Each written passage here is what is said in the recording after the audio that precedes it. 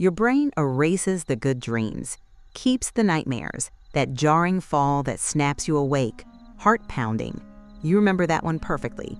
But the beautiful dream from 3 nights ago, the one where everything finally made sense, gone by breakfast, there's a reason for that.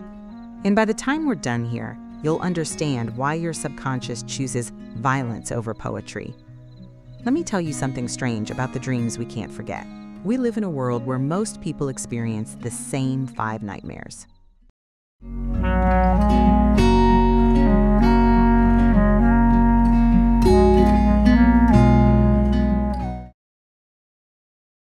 Falling, being chased, showing up to a test you never studied for, standing paralyzed while something terrible approaches. Yet nobody talks about why these specific terrors show up in minds across cultures, across centuries, across every border that's ever been drawn. The true version is this: your nightmares aren't random. They're encoded messages from the part of you that never learned to lie, the part that remembers every threat your waking mind has learned to ignore. And here's what changes everything. The dreams you wish you could forget are actually the ones trying hardest to save you. But here's what nobody tells you. The reason you remember that endless fall, that faceless pursuer, that exam room filled with questions in a language you've never seen. These aren't about falling or running or failing. They never were. Psychologists discovered something remarkable when they started mapping these patterns. The nightmare isn't the message. The emotion you wake up with is.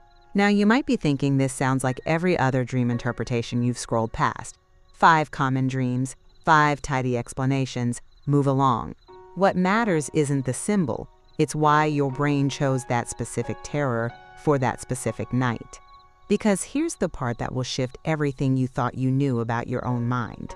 Your subconscious is a terrible liar, but a beautiful mathematician.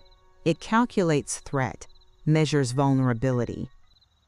And when the numbers get too high, it sends you falling through darkness just to wake you up before something worse arrives. Research from sleep psychologists reveals that 90% of people forget their dreams within 10 minutes of waking. But the nightmares, those linger for days, some for years. And the question that always surfaces is this: why would evolution design a system that erases peace and preserves panic? Because danger remembered is danger survived. Your ancestors who forgot the nightmare about the predator, they didn't become your ancestors. The ones who woke up sweating, who carried that fear through the next day, who changed their path through the forest, those are the ones who lived long enough to pass this system down to you. So when you dream of falling, of being chased, of standing frozen while something approaches, you're not broken. You're precisely calibrated. Let's start with the one everyone knows but nobody understands. The endless fall. That sickening drop through nothing, the jolt that snaps you awake just before impact. Sleep researchers call this a hypnic jerk. Your body mistaking the descent into sleep for actual falling. But here's what's even more fascinating. This only happens when something in your waking life feels out of control. A decision you keep postponing, a situation spiraling beyond your grasp, some foundation you've built your life on that started to crack. The dream isn't warning you about gravity. It's measuring how much trust you've lost in your own ground. Then there's the chase. Being pursued by something you can't see clearly, can't outrun, can't reason with, and no matter how fast you try to move, your legs feel like they're pushing through water. This one shows up when you're avoiding something that won't stop growing. A conversation you need to have, a truth you keep pushing down, an aspect of yourself you refuse to turn around and face. Psychologists documented that the faceless pursuer almost never represents an external threat.